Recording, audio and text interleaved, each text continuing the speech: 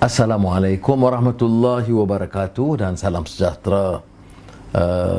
Mudah-mudahan saudara yang ikuti dalam keadaan selamat dan kekal di rumah, ikut perintah kawalan pergerakan, dan juga yang penting jarak atau pembatasan sosial.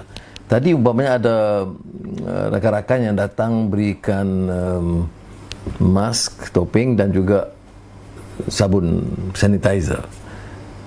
Kemudian nak ambil gambar, jenuh saya duduk berentap sebab semua nak datang dekat. Saya kata ikut jarak, jadi tak mau dianggap saya sombong, tapi saya kata nanti tak, kita kena ikut peraturan. Jadi kadang-kadang ada yang di kalangan kita tu agak cuai tentang, jadi mudah-mudahan kita harus pastikan kita ikut peraturan keduanya, ya, iaitu perintah kawalan pergerakan, dan yang kedua jarak atau pembatasan sosial.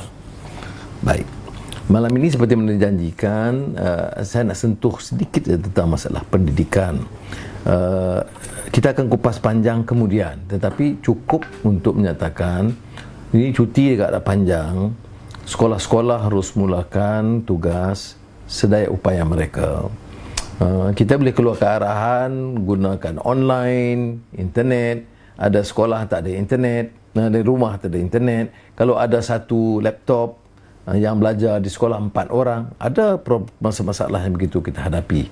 Tetapi ia tidak harus menghalang daripada usaha, dan saya ucap tahniah kepada pihak universiti yang telah memulakan program ini dan juga sekolah yang telah berusaha dalam keadaan lebih terbatas. Saya lebih bimbang kedudukan sekolah-sekolah di desa dan sekolah di pedalaman kerana akan lebih terjejas.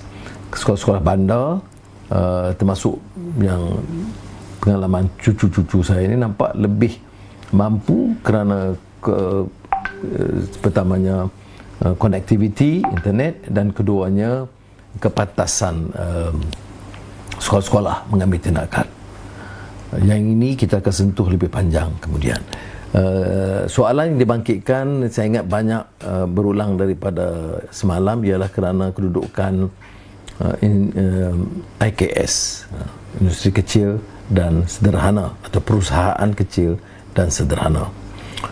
Saya beri angka tapi agak sepintas lalu agak mengelirukan, semalam saya mohon maaf, tetapi angka yang diperolehi daripada sumber statistik dan kerajaan dan kementerian, ini jumlah perusahaan ini bukan kecil, ya. Jadi kita ada dua pihak. Satu, membantu rakyat bawahan, penjajah. Kalaupun kita kata batal bazar Ramadan, saya bercakap dengan Menteri Besar Selangor, Negeri Sembilan, Ketua Negeri Pulau Pinang, sekurang-kurangnya pastikan ada online, ada ambil cara pukal, ada langkah-langkah ambil supaya jangan terus membebankan kelompok peniaga kecil dan penjajah, ya. Kita setuju batal. Kadang-kadang kita bagi ini orang besar negara batal, tetapi orang yang nak harap nafkah bulan Ramadan ini, kita kena carilah jalan keluar walaupun cara yang sangat terbatas. Itu cadangan sama ada cara online ataupun cara pukal, ya. Itu kebijaksanaan majlis perbandaran masing-masing. Tetapi yang kita bicarakan tentang IKS ini, ya, kerana dari segi ekonomi, selain dari itu, dari segi ekonomi dia hampir 40% keluaran negara kasar. Jadi kalau kita ketepikan ini, bermakna jutaan pekerja, ya, akan terkesan atau terlibat atau terpaksa menjadi penganggur, ya. Ramai saya tengok soalan-soalan dibangkit, bagaimana kami ini dah tidak ada kerja, ataupun diberi cuti tanpa gaji, ataupun tidak ada harapan masa depan. Saya lihat banyak soalan-soalan yang dibangkit oleh rakan-rakan. Saya hanya boleh mampu menyatakan bahawa sedaya upaya pihak berkuasa, pihak kerajaan harus pertama melihat ni cara kerangka besar. Saya tidak mahu dilihat kata kritik saja, tidak. Tetapi dalam menangani masalah dan kemelut ini, dari COVID-19 dah jadi problem krisis ekonomi yang lebih parah daripada pengalaman kita tahun 97-98. Ya. Kerana apa? Apa maksudnya? Dari baik Harvard Business Review, IMF tadi, Bank Dunia 2 hari yang lalu, Bank Negara Malaysia hari ini, semuanya menunjukkan bahawa negara kita sudah hampir menghadapi kemelesetan ekonomi. Kerana berbeza dari kegiatan lama, dia pengeluaran terbatas, produktiviti terhambat, pekerja, perjalanan mereka terbatas, permintaan juga kurang kerana yang membeli dan terbatas. Kalau gaji tidak ada atau gaji dipotong, kemudahan-kemudahan penjaja tidak boleh bekerja, cuma dapat allowance harap RM600 umpamanya, ia tidak mungkin menjadi tenaga pembeli, itu akan terbatas. Maknanya akan merencat pertumbuhan ekonomi ini. Jadi maka peranan IKS itu harus kita teliti dari sudut ini. Kita lihat umpamanya angka IKS, ya, dia lebih dari 1 juta, 1.3 juta syarikat perusahaan di bawah kategori ini, ya. Yang berdaftar sebagai syarikat itu lebih 7.7 juta. Jadi maknanya melibatkan 10 juta orang atau pekerja. Jadi kita harus ada rangka. Ada penjelasan menteri menyatakan ada akan jawapan minggu depan. Ini sebab itu kita cadangkan kepada kerajaan.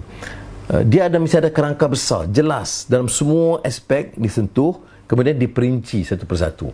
Dia tidak boleh umpamanya minggu ini bincang ke AKS, besok minggu depan penjaja, kemudian pejabat awam. Jadi saya syorkan supaya tindakan segera diambil. Kita lihat pengalaman umpamanya negara China, kemudian Singapura, ya. Itu langkahnya lebih segera. Ini kalau saya puji negara lain, marah pula orang. Tetapi dia ada sense of urgency untuk mengambil tindakan yang segera dan tidak hanya selesai dengan penubuhan jawatan kuasa. Now, satu perkara yang harus disentuh juga, ini kedudukan syarikat-syarikat besar. Kalau ikut pengalaman yang lalu, ya, ada memang pertembungan dua aliran pemikiran. Nak bantu yang bawah dulu ke, nak bantu yang besar syarikat kroni dulu. Saya harap kerajaan sekarang tidak mengulangi kesilapan yang lalu, iaitu memilih untuk membantu syarikat-syarikat besar yang ada kaitan dengan keluarga atau ada kaitan dengan kepentingan kawan, kerana sementara semua dari atas sampai ke bawah menghadapi masalah, kita haruslah cuba selesaikan masalah rakyat kecil dulu, ya. Kemudian yang besar tu carilah jalan. Syarikat dia mungkin rugi, tapi dia saya peribadi punya dah ratus juta ringgit atau bilion ringgit, duduk pun dalam istana, ya. Kereta ada, private jet ada. Dia taklah susah macam orang nak cari makan, tidak ada. Jadi oleh demikian, keutamaan yang harus diberikan oleh kerajaan mestilah kepada golongan bawahan. Walaupun orang besar, konglomerat, syarikat bilioner ini, dia punya pengaruh yang lebih terhadap pemimpin. Dia boleh main golf sekali, dia boleh ajak makan sekali. Di manalah orang penjajah dan petani boleh lakukan yang sedemikian. Jadi saya harap perkara ini diberi peringatan, dan kita belum nampak sangat jelas, ya, sumbangan mereka dalam menghadapi masalah sekarang, ya. Orang hadapi masalah kekurangan beras nak makan. Saya di Port Dickson tadi, setelah ada usaha 200-300 persediaan makanan untuk petugas barisan hadapan dan yang miskin, masih mengatakan perlu. Jadi kita kena fikir pula kemungkinan membentuk soup kitchen seperti mana dilakukan beberapa tempat di bandar, kerana menampung keperluan ini, ya. Jadi saya harap ada kesungguhan, ya, daripada syarikat besar ini. Balik pada IKS ini, ya, dia ada 3 peringkat. Pertama, kita kata yang kecil, yang mikro, ya, itu yang tak lebih daripada RM300,000. Tapi pekerja itu kadang-kadang 4-5 orang, ya. Jadi pinjaman mereka tak perlu 25 juta. Mereka perlu jumlah yang lebih kecil, tapi nak pastikan kegiatan perusahaan itu berjalan terus. Kemudian yang sederhana itu dari RM300,000 sehingga sekitar 15 juta saya. Kemudian berikutnya ialah yang besar, di antara 15 hingga 50 juta ringgit. Jadi kategori ini terlalu penting bagi menjana pertumbuhan ekonomi negara. Jadi sekali lagi saya menggesa berulang kali, sehingga sudah 3 kali, supaya ada rencana pemerintah untuk menangani masalah ini. Syarikat-syarikat dan persatuan mereka telah pun kemukakan, dan saya fikir pendekatannya betul. Kita tumpukan yang paling miskin dulu, kemudian sekarang kita tumpu kepada IKS, dan tetapi tidak bolehlah tangguh. Ini dah agak menelan waktu yang lebih panjang. Baik, ada yang soalan-soalan tanya tentang sambung daripada pengalaman penjara. Dia minta nyanyi lagu Azizah tu. Kemudian nanti saya kepilkan, saya dah nyanyi banyak kali dah. Lagipun saya ini salah pilih, saya tak pilih jadi penyanyi. Tapi kalau ada sisipan dulu, mungkin saya bincang dengan staf yang saya nyanyi 1-2 baris daripada lagu Azizah. Lagu Azizah tu nyanyian P. Ramlee. Mana mungkin kita nak cuba saingi. Kemudian ada juga lagu yang selalu bila saya gundah gulana tu, saya fikir lagu ni yang sudah lama tak jumpa hati merasa gundah. Itu pun kita sisipkan nanti, kerana saya ingat saya dipaksa dalam satu temu bual TV Indonesia, Kick Andy. Dia tak bagi tahu, tak ada notis sekali. Ya Pak Anwar, dalam acara kami ini seringkali kami berakhir dengan lagu. Saya kata saya nggak bisa.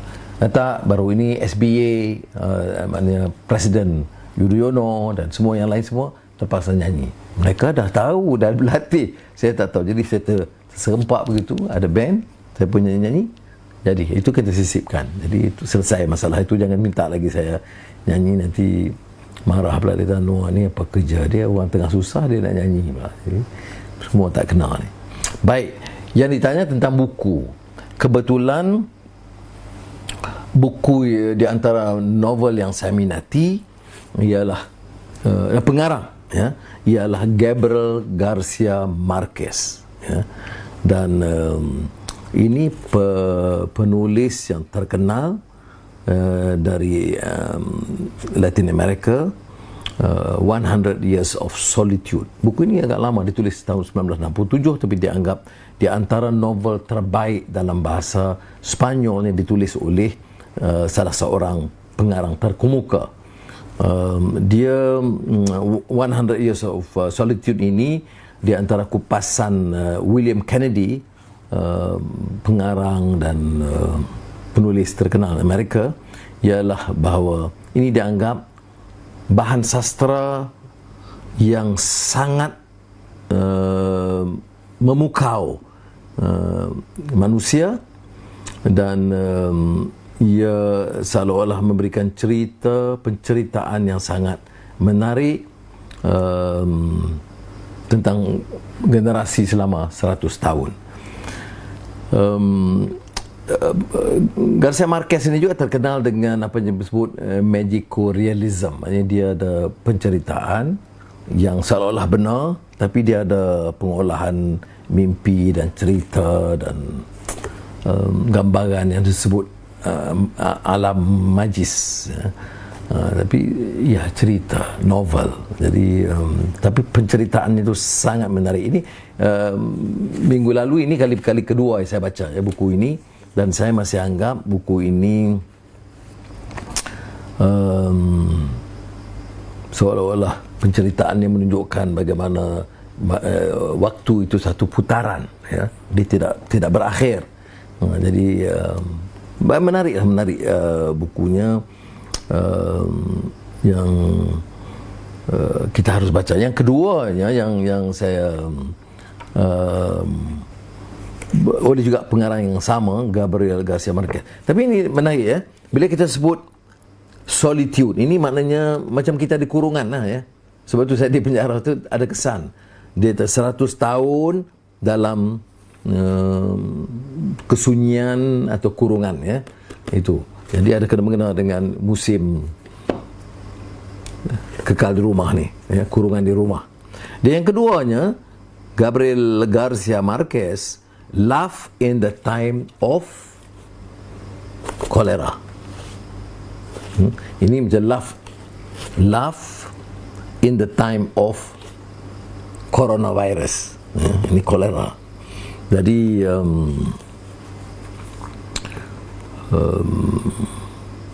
kalau buku yang pertama itu banyak tentang cerita hidup penuh kekecewaan, peperangan, pergaduhan, kezaliman dan dictatorship or fascism ya. Ini yang kedua ini lebih tentang kisah percintaan yang saya fikir sangat menarik. Dan tapi cinta ni cinta macam filem Piramli lama, Panggilan Pulau. Ni jauh, cerita satu hampir di antara dua benua, tapi kekal kasihnya, tapi kemanusiaan lah, cerita sedihnya, percintaannya, kemanusiaannya dan kelucuannya ya. Jadi dia sebut saya nak ada dalam in English, tell me something old friend, why are you fighting, what other reason could there be? Colonel Garineldo Marquez answered, for the great Liberal Party. You are lucky because you know why, he answered. As far as I'm concerned, I've come to realize only just now I'm fighting because of pride. That's bad, Colonel Garineldo Marquez said.